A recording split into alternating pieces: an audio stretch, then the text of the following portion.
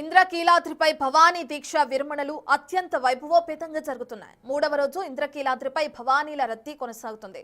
నిన్న దుర్గమ్మను 60,000 మందికి పైగా భవానీలు దర్శించుకున్నారు. ఇవాళ శనివారం కావడంతో 1,00,000 మందికి పైగా భవానీలు తరలివస్తారని అంచనా వేస్తున్నారు అధికారులు.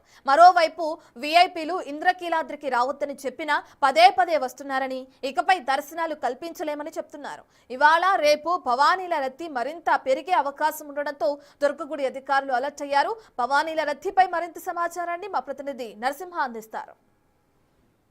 ఇంద్రకీలాద్రిపై భవానీ దీక్ష విరమణలు రెండవ రోజుకు చేరుకున్నాయి. నిన్న తొలి రోజు అమ్మవారిని దాదాపు 45,000 మంది పైగా భవానీలు దర్శనం చేసుకున్నారు. ఇవాళ అంతకు మించి వస్తారన్న నేపథ్యంలో దుర్గగుడి అధికారులు అలర్ట్ అవ్వడం జరిగింది.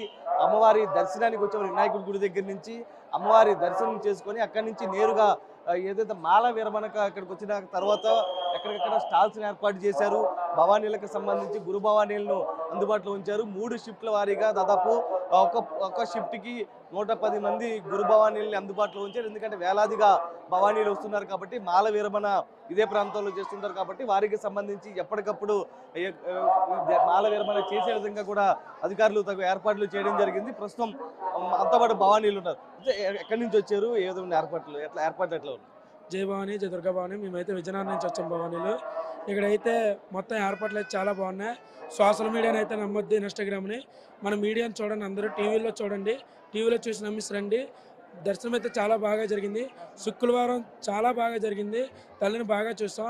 ప్రతి ఒక్కరు రండి. మీరైతే ఇన్స్టాగ్రామ్ని అయితే నమ్మొద్దు, వచ్చి మీడియా వాళ్ళని నమ్మండి. కొంచెం చూడండి, చాలా బాగుంది. తల్లి బాగా కనిపించింది. అందరికీ తల్లి ఆశీస్సులు ఉన్నారు. మరి కోరుతున్నాం.